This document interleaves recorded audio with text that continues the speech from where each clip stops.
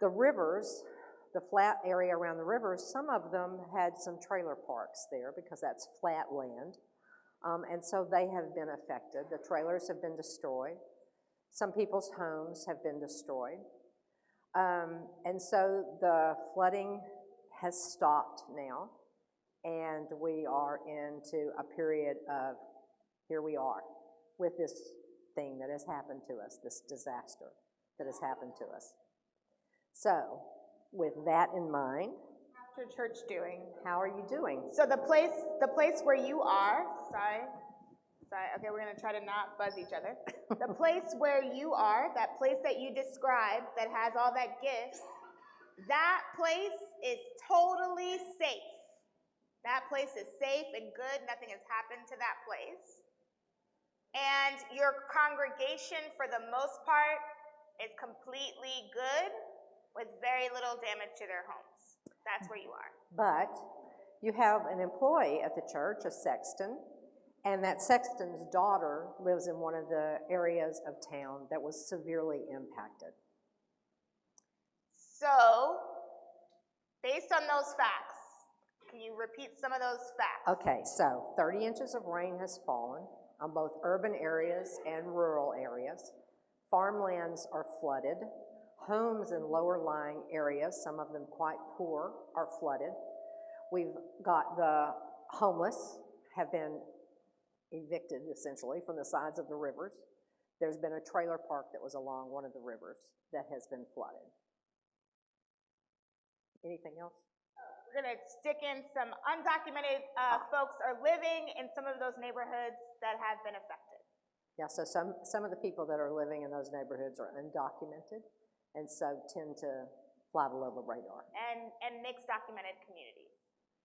Okay, do we have our facts? Okay, any questions? Great. So, what you are now going to do on a different color than you used for your gifts is to add a table, and you're going to have about 4 minutes to do this. Just one need per post-it. One need per post-it in an opposite color.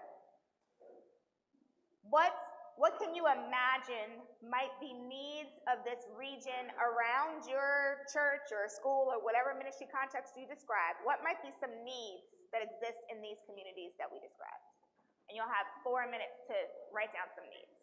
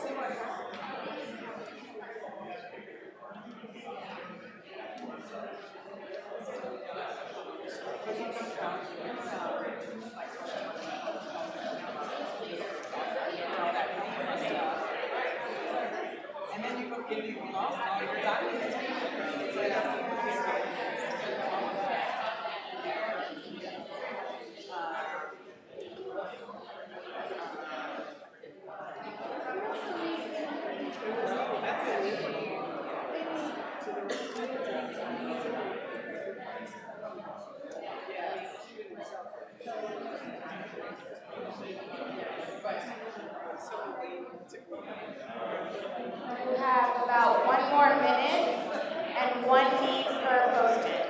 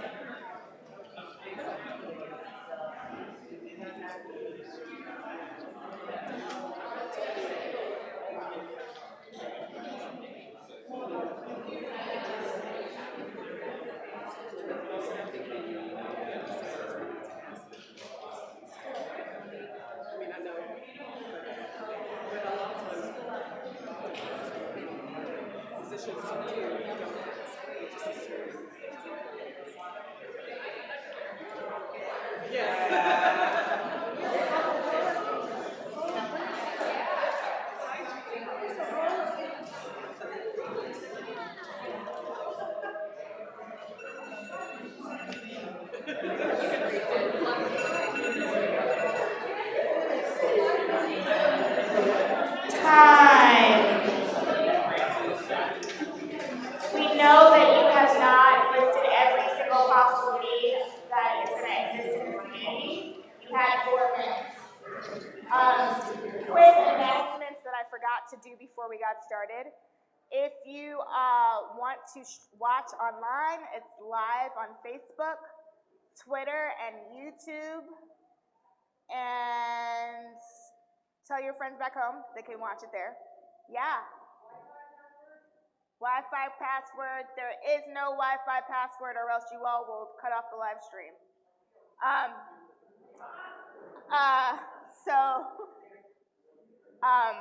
And then the other piece is, if you want to have conversations in a virtual space, it's hashtag MV19 or hashtag Missional Voices. Hashtag MV19 and hashtag Missional Voices. Okay. Yes. So. So, can we get just somebody shout out a need? One need. Water. Clean water. Clean water. What's another need? Shelter for some folks, yes. Food. Power. Mental health. Some folks are going through some stuff. Woo, one more time. Translation services, possibly if you're in a community with mixed languages. Child care, so parents can deal with the drama. Sorry, what are some other needs? Clothing or cleaning service for clothes that you have, because you may have gotten some mud in your clothes or property. Sanctuary, possibly, if folks are feeling unsafe. Transportation. Help applying for FEMA. If you become a FEMA declared place, often one of the best gifts the church can offer is helping people fill out FEMA forms.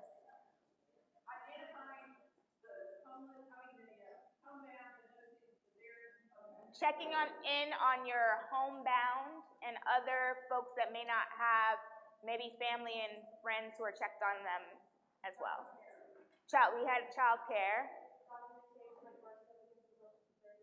Documentation, trying to get back your documentation, like your birth certificate, your social security card. Or the deed to your house. Or the deed to your home so that you can prove that you can get FEMA benefits. Some kind of form of communication with the outside world. Yes. Spiritual care. So mental health and spiritual, those are different things. Say more. Networking. I thought you said not working in the community. I was like, I think that's the opposite, Rev. Networking within the community to kind of know what the resources and possibilities are in your local context. Okay. We're going to stop. Yeah, go ahead, Jen. You need people to coordinate all of those things. And ask people, let's just pause right there. Go ahead, Elaine. That's I'm gonna let where Elaine say what she has to say about that one. Ask for what you ask the people. Ask for what you need. Yeah, I said I teach a asset-based community development course, and the hardest thing to get across is that we need to ask people what they want and need, rather than just assuming that we know best. So there's that. Are you going to put up the slide first? Yeah, we're gonna Ready? talk a little bit about. We're gonna delve a little bit deeper into that conversation about what happens after the disaster. So this is the emotional life cycle of a disaster. Many of you have seen this, especially if you've done a training with us, because we love this, because it just does a great job of laying things out where we can understand it. So you have an area pre-disaster where it's just normal life. Things are going along as usual. And then you get a threat. There's a warning. Down here in the Gulf South, it's that hurricane warning that comes up out of the Gulf. Or we hear there's a tropical disturbance in the Yucatan. So that begins to affect emotional well-being. People begin to get a little anxious. They begin to do whatever preparation work they can do. And then the storm strikes, and that is sort of a low point. You really sort of dive right in there where Tamara has where that impact happens. And so people are hunkered down. They're weathering the storm. It's a very anxious time. But after that, after the storm passes, you have a period that we call the heroic period. It's a period where many people, after it passes, maybe sometimes with some perspective of years, will say was the best time of my life. The community came together. Everybody was helping everybody. We were delivering water, and the news was all here, and we were getting lots of attention from everybody, and there was money pouring in, and things were good. Things were good. And then that's kind of the honeymoon period. You have a lot of community cohesion. Things are rocking along pretty well. And then everybody goes home, and you're still there. The Baptist church, they come in with their trucks, and there they are, and boy, you feel like the center of the world, right? What's his name on the Weather Channel has shown up, you're in the front of the news, it's all, although that's when my husband said it was time to get out of town for Hurricane Katrina. Jim Cantori just showed up. So this period of time, you're really the focus, but then the trucks go home. Tide takes its washing machines and leaves town. The Mormons go, whatever. And there you are in the community where you live, and it's still a mess. Because this is a marathon, not a sprint.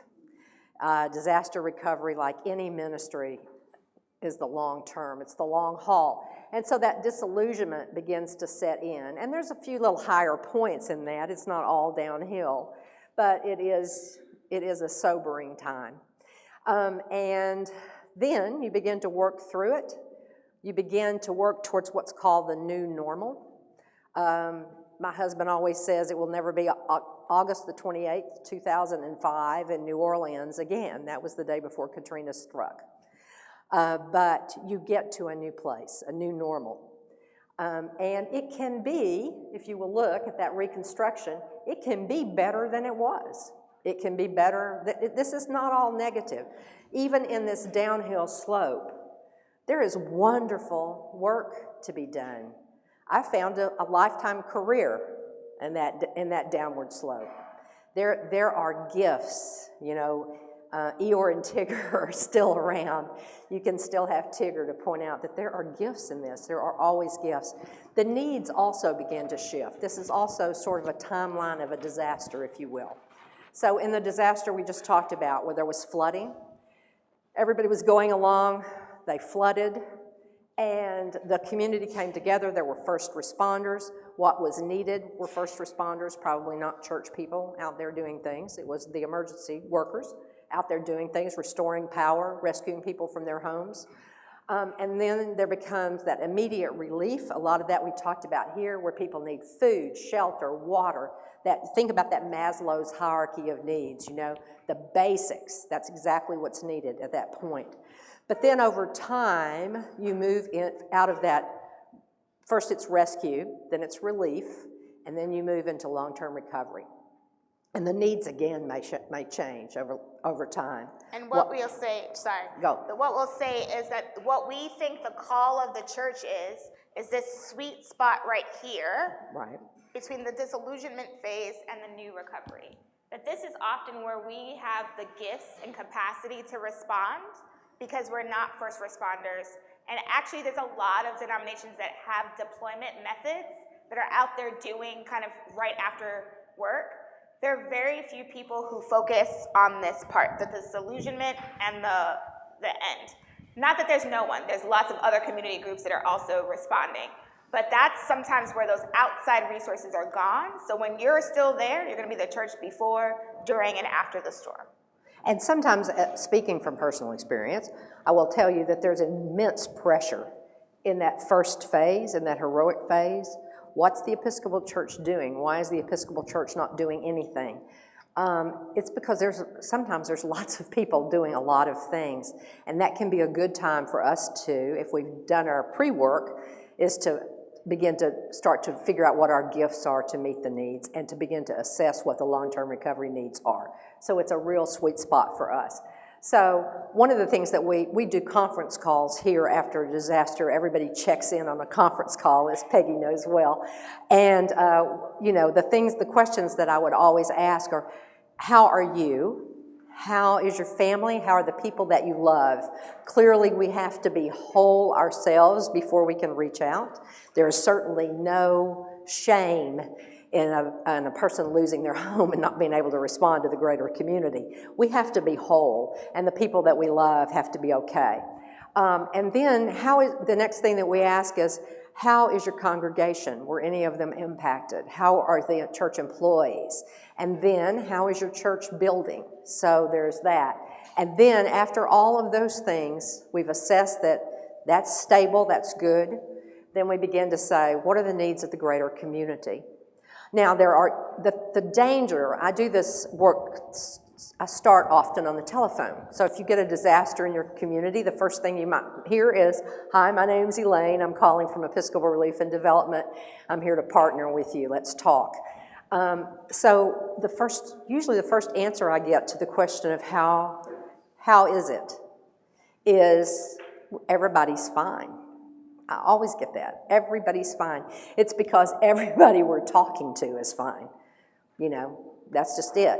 So I encourage people to remember those circles and try to talk to people in the next level of circle. If you really want to find out how everybody is in the community and you're prepared to respond in your community, then it might be good to enter into dialogue with that community. The only other thing I will add that my colleague says is, yes, you have to put your gas mask on before you help your neighbor, but also we can't only breathe in and we can't only breathe out. So if you are inclined to only stay with this circle, that might be your posture, cool, this is not the time. This is the time to stretch a little bit and go outside of that personal space. You are not trying to reach the new normal before you help anybody else. You're trying to stabilize yourself so that you can breathe out and then you can breathe in.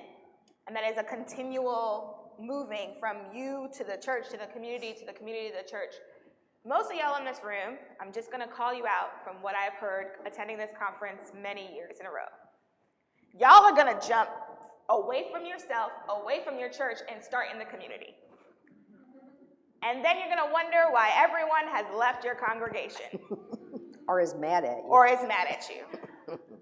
And so don't forget the steps is what we'll say, right? Because some of us will say, we just need to go out there and help those people who are harmed and in danger, and like Miss Betty, who has been in that pew every Sunday for 50 years, never got a call.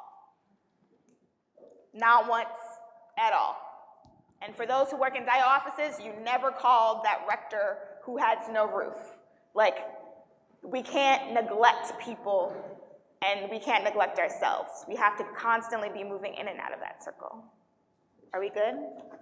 Okay. Does anybody have anything to say about that? Any questions, feedback, pushback? It feels like it's everybody's resonating. asleep. No, I think they're just resonating. They're having a drawn moment. A contemplative moment. Okay. This is our last piece. We love this thing. This is something that we kind of use to talk about disasters and what people and communities need after disaster. We call it CIA. So people after a disaster, and maybe at any time in our lives, I really can't think of a time in our lives when we don't need it, it's just exacerbated after a disaster, is people need community around them. They need people that see them, that know them. We need information. We need good information. One of the challenges in a disaster is getting good information. The rumor mill runs rampant. So good information. So a way to get that to people is always a good thing to do. So a way to provide community for people is always a gift. Finding ways to provide good information is always a gift to the community. And agency. People need to feel like they have some power and control over their lives and what happens to them. Because I will tell you from personal experience that it is a very powerless feeling to be affected by a disaster. It feels very like things are happening to you that are out of your control. So, and I just want to say a touch on agency, that piece, that can be, we have chicken or beef. That can be, can you all help me set up and take down these chairs? Sometimes when we're trying to be hospitable to people, we think we have to just serve them, but the capacity to say, I know how to scoop some rice on someone's plate, even though I have nothing in my house, can be a really empowering place. Our baptismal covenant, we say, respect the dignity of every human being. So finding places where you can restore your dignity is really, really important. So down in South Louisiana, we used everybody at community dinners down there to make gumbo. So that community, that was what they did, go for it, you know. So however you can incorporate people so that they can have some agency. And it might mean anything up to, you know, advocacy. It's a broad spectrum, so. Want to go to the next Yes, needs? so the next thing that we're going to do is, you now have a table that has a bunch of gifts that you did before we went on break. Remember those? That felt like a long time ago before this disaster happened. I think you assessed all your they gifts. were your pink notes, I think. They were either your pink or some broke the rules and they had to use with blue. the blue, okay. Okay, so Mavericks. so you had your gifts, and now you have a whole table of needs as well. Your challenge. Where's your pointer? Oh, is to find the sweet spot. So I'm going to give you another 4 minutes or so to look at your big list of gifts and your big list of needs, and you're going to match one need to a gift. So you're going to start pairing up your gifts and needs Post-its.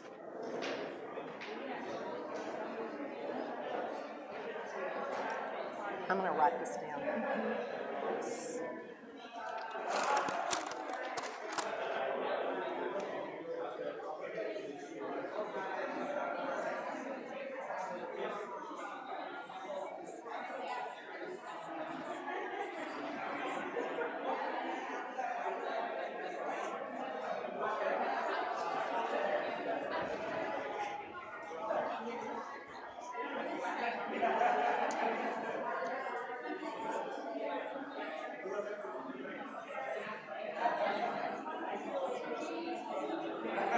How's it going?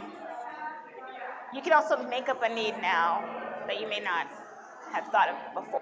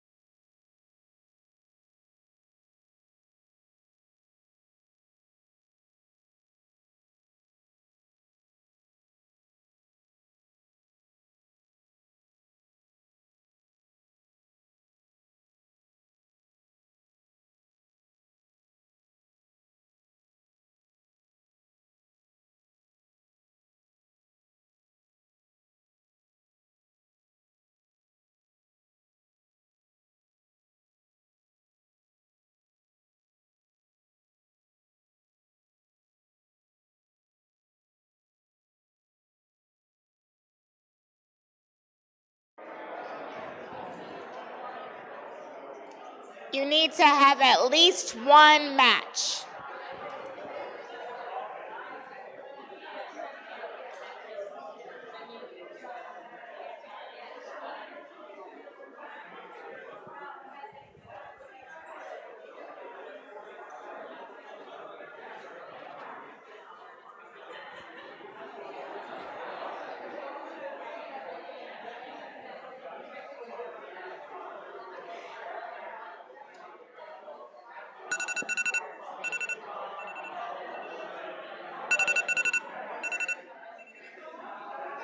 And time. Time. I see you, people that are trying to match all of your gifts and all of your needs together. Hi, friends. Hi. We're back. We're back. So, how did that go? Did everybody find one gift to match with one need? Did anybody not have a match that they could make? Welcome. You all can respond to a disaster. Woo! If you leave with nothing else, hopefully you leave with that. How did that go? Yeah, go ahead. Tell me all about it. We have a mic coming your way. And or if you had a question, I'm sorry.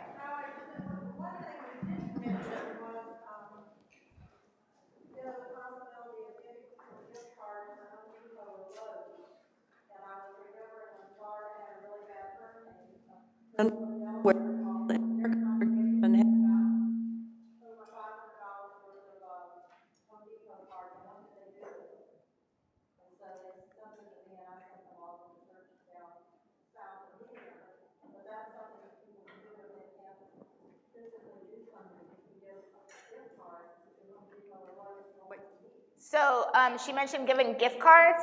That is often our first emergency response. Like 90% of our emergency response efforts is giving out gift cards. And what's good about that, go ahead, Dr. Lane. Oh, that's what I was going to say. One of the advantages to that is it can get you out talking to people who are in need, and then you can ask about other needs. That's one of those, you remember the life cycle that we just talked about? That's one of those first kind of needs that comes right at that heroic period, right? But it gives you an opportunity to talk to people about, then you begin to find out that they're not going to qualify for FEMA, or they're renters and FEMA's not going to help them, or you begin to have conversations with people that you might not ordinarily. So yeah. Any other reactions to how folks felt matching, or what was a surprise maybe, or an aha while matching? Yes. Jen? You don't have all the gifts to meet all the needs. You don't have all the gifts to meet all the needs. And that's where this comes in. We have one more too, yeah. For me, the surprise was that we had, my parents had a gift that I forgot to use. You had a gift that you forgot you had when the disaster happened. Yeah. And it emerged in your thinking because you saw a need, and then you thought, aha. I'm like, well, yeah, that's right, we have a food pantry. Oh, there you go. That's a need. Oh, wait, we have a thing that can match that need. We never remembered that we had a classroom that we haven't used for 50 years and now can be an office for people to fill out FEMA forms, just as a thing. We thought that was not an asset. We thought that empty classroom meant that we were sad people who had no children and everything is terrible. But actually, it turns out to be a really great outreach office.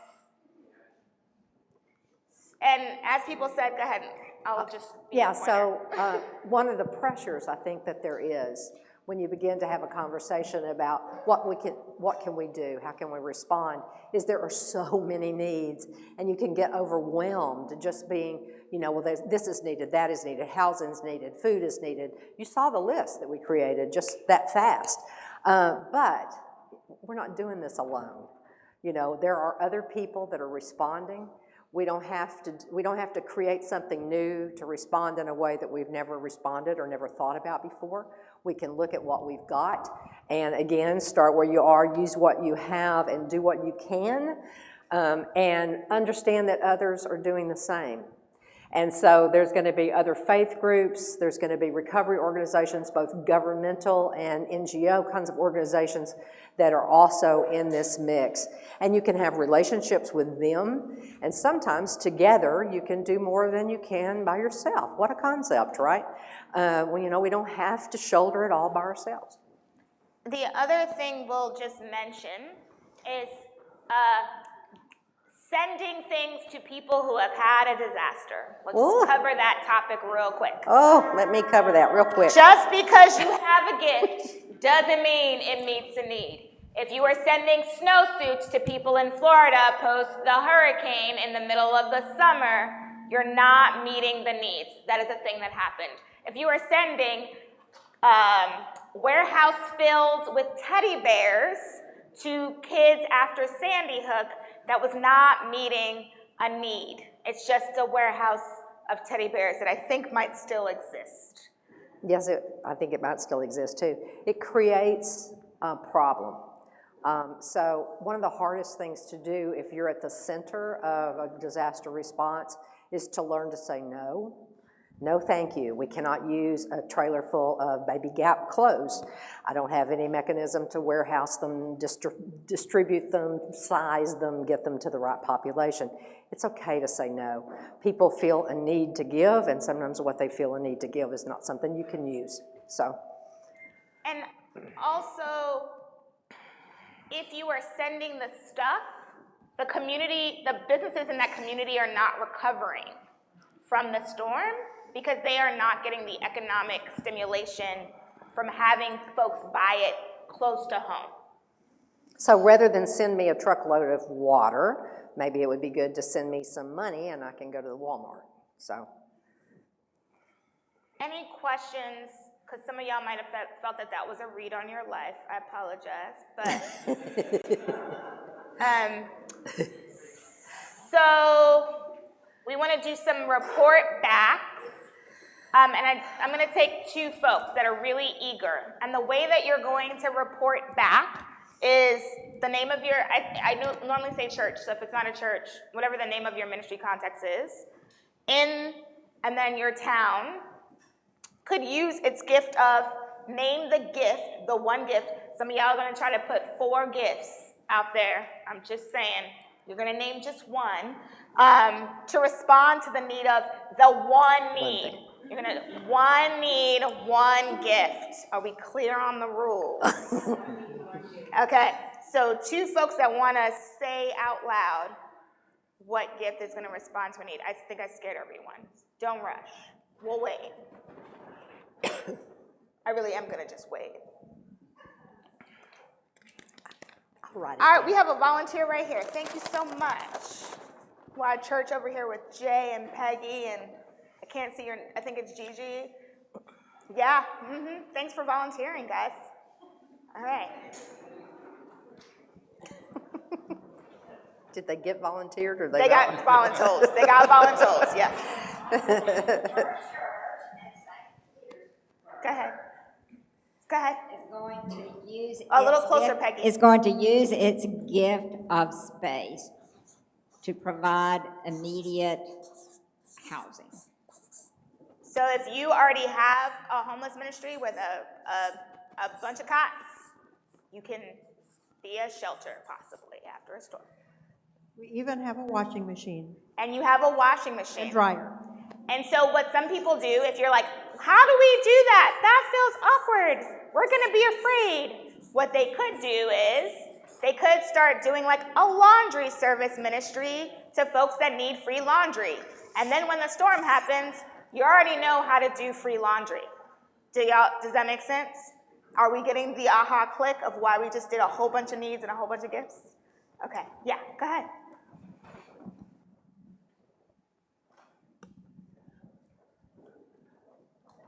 Our church has a commercial kitchen and also bathrooms with a couple of showers in each. So we can provide a place to get clean and a place to prepare food to give out to the community. Yeah. And you can, so what they did in the, I think British Virgin Islands, and I forget the island right now because my brain is slow, there was a woman who owned a restaurant, and they had a kitchen that she could then use because she had lost her restaurant in the storm, and part of her getting back on track was that she would cook lunches and foods for folks out of that kitchen. Because the church had the kitchen, she no longer had a place, but now she could start her business again out of that place. Any questions, things that are rising up for you, and/or observations that you want to share with the room while I check on time? This one.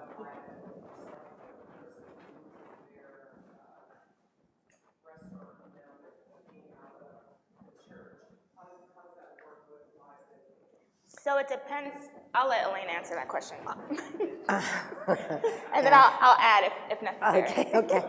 I always run everything through our chancellor to make sure that we're good, we're copacetic, that what we're going to do is, and especially when you're talking about showers and housing, you have to talk about safeguarding children, that sort of thing. So we always make sure that we try to address those questions.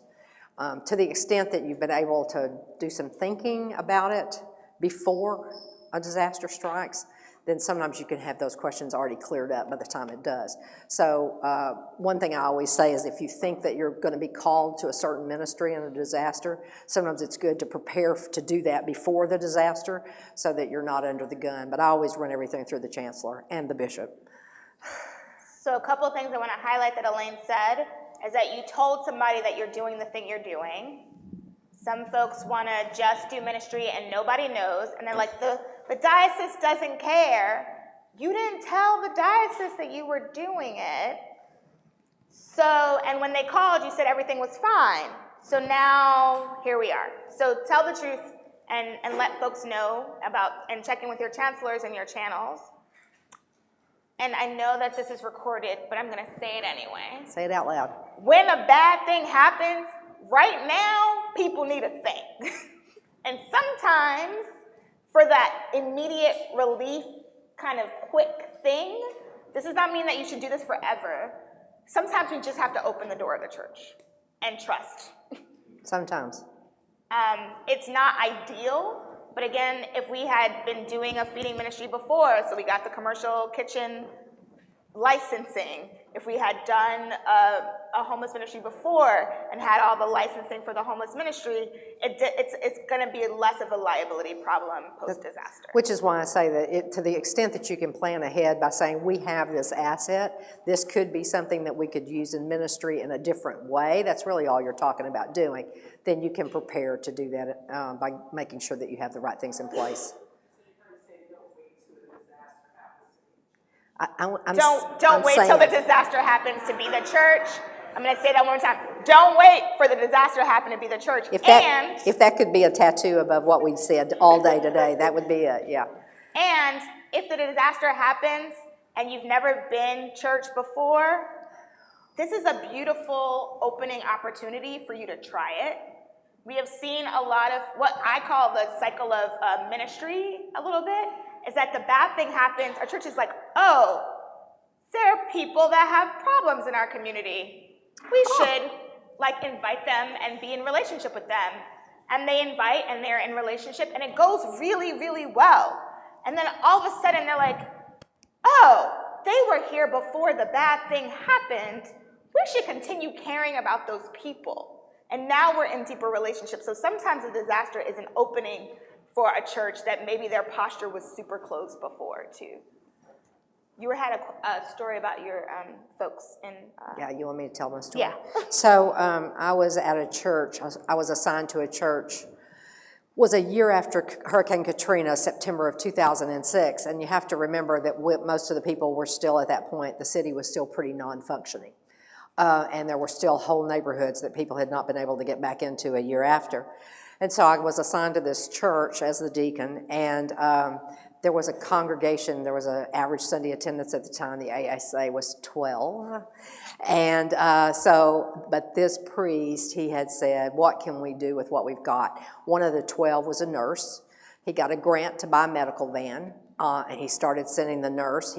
set up a relationship with Tulane Medical School. They provided the physicians, and so suddenly they had a medical van going into neighborhoods, not only to work on people, because there weren't many people that lived around here, but there were volunteers who were being injured and that kind of thing, and to the extent that they could get people that needed diabetes, medication, insulin, that kind of thing, testing, all of that, they did that. So that was one thing. He had a space. He forged a relationship with the musicians ministry. Some of you by now know who I'm talking about, because this was the little church that could.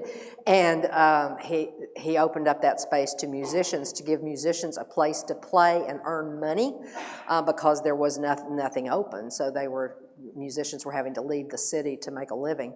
And so he opened up the space for that. And while they're there, when the people are going to come see them that live in the community and that are here volunteering, let's feed everybody. So they got another group of that 12 to come in and do meals, and so they fed people. And then the Loyola Law School, they had little budding attorneys who came in and offered some advocacy help and helping people fill out forms and all of that kind of stuff to get people back on track. This congregation now, their ASA is about 150 to 200. That ministry gave this church a new vision of itself and what it is in the community, and they are the little church that can, and they're known all over the country. So, yeah. And I want to add on that mobile medical ministry was copied because an Episcopal church in North Louisiana thought it was a neat idea. Yep. And we now have a thriving mobile medical ministry in North Louisiana. And those two ministries are the only two at a national conference that were not sponsored by universities, that were sponsored by private organizations. Good to know. Good to know. They are thriving. Yeah, we're 15 years almost post-Katrina, and that medical mission still is going into poor neighborhoods. It has changed its mission, clearly, but its mission is to bring medical care to people that don't have it. I guess that's in the broad general sense. It's still doing the same thing 15 years later. I'm going to use this time then to plug a little thing, because you thought you'd get through this whole thing without me saying it. The Episcopal Asset Map. So how many folks know what the asset map is? This is amazing. So the Episcopal Asset Map is a website where you could put those ministries that you are doing on that site. Anyone without a login, episcopalassetmap.org. It rolls off the tongue very easily, I know. So episcopalassetmap.org. You can upload your ministries, and that's one way that folks can share what they're doing in their context. So if you start saying, I wonder who has mobile medical vehicles in the Episcopal Church, you could then search on that site and find another place that's already doing the ministry that you're contemplating, and then maybe contact them, like pick up a phone, reach out, connect, and then when you start up your thing, you add it to the map. And that helps to share knowledge in a virtual space, and allows you to see things that maybe you weren't able to see before. Also, it's a great thing to do after you do this asset gifts activity. So after you sit with your community and think of all your gifts that you have, maybe you put some of them on the website so that after the disaster, someone like Elaine, who's a disaster coordinator, could say, who are all the people that have a food pantry again? Who are all the people that have a this? Who are all the people that have a that? And the last plug for it is, it's the Find a Church on episcopalchurch.org. So if you want folks to know who your church is, where it is, how it is, what time you worship, without digging through your complicated website, this is a great opportunity for you to easily update one place, and it updates many places. That's my plug. It's a great tool. We've used it here in Louisiana for a long time. It's great. They were the pilot. This is the pilot diocese for that project. Okay. I feel like we need a little wiggle because people are looking like they're a little tired. So let's do a little standing.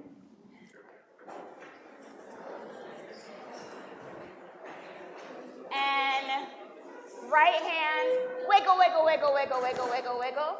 Left hand, wiggle, wiggle, wiggle, wiggle, wiggle, wiggle. Right foot, wiggle, wiggle, wiggle, wiggle, wiggle. Left foot, wiggle, wiggle, wiggle, wiggle, wiggle. Right hand, left hand, right foot, left foot. Right hand, left hand, right hand, left foot. Bottom, right bottom? Hand, left hand, right hand. Ha, ha, ha, ha, ha. Woo! Oh, hey, Beyonce. A little alien dancing, a little alien dancing. Okay, all right. I'm gonna give us, we're a little bit ahead of schedule, so I'm gonna give us a 10-minute break. 10 minutes. That means you will be back at 3:45.